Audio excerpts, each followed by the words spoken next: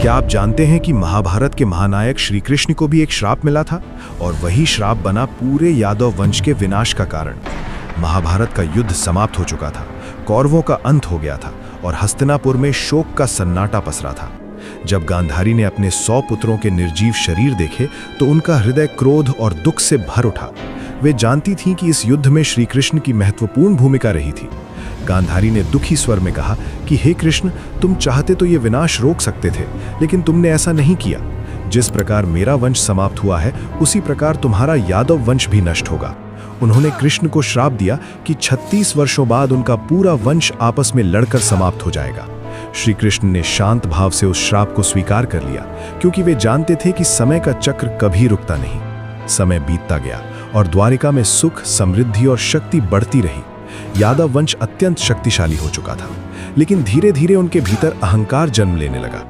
एक दिन कुछ यादव युवकों ने ऋषियों का मजाक उड़ाने की योजना बनाई।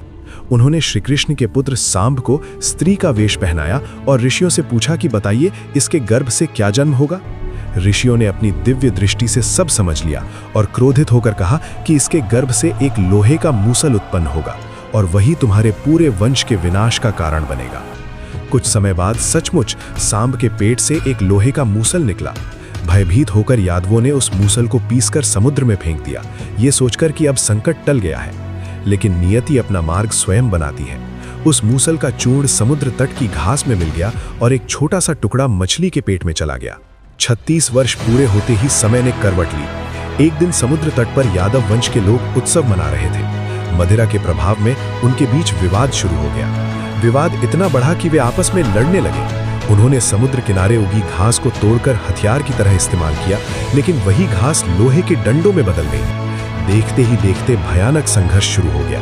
भाई ने भाई पर प्रहार किया, मित्र ने मित्र को मार डाला और कुछ ही समय में पूरा यादव वंश आपसी युद्ध में समाप्त हो गया। गांधारी का श्राप सत्य हो चुका था। सब कुछ समाप्त होने के बाद श्री कृष्ण अकेले वन में एक वृक्ष के नीचे शांत भाव से बैठे थे। वे जानते थे कि द्वापर युग का अंत निकट है। उसी समय एक शिकारी जिसका नाम जरा था, शिकार की तलाश में वहां आया। उसने दूर से श्री कृष्ण के चरणों को हिरण समझकर तीर चला दिया। तीर उनके पैर में लगा। जब जरा पास आया तो उसने देखा कि उसने स्वयं भगवान को घायल कर दिया है। वो भय से कांपने लगा, लेकिन श्री कृष्ण ने मुस्कुराकर उसे सांत्वना दी और कहा कि यह सब पूर्व नियोजित था, तुम्हारा कोई दोष नहीं। इसके बाद श्री कृष्ण ने अपनी लीला समाप्त की और देह त्याग दिया। उसी क्षण द्वापर युग का अंत हुआ और कलयुग का प्रारंभ। ये कथा हमें सिखाती है कि अहंकार और अधर्म चाहे कितने भी शक्तिशाली क्यों ना हो जाएं, उनका अंत निश्चित है। समय के आगे कोई नहीं टिक सकता, यहाँ तक कि भगवान भी नियति के नियमों का पालन करते हैं। यही है श्री कृष्ण के श्राप की वो मार्मिक कथा जिसने एक पूरे वंश का अंत कर दिया और एक युग को समाप्त कर दिया।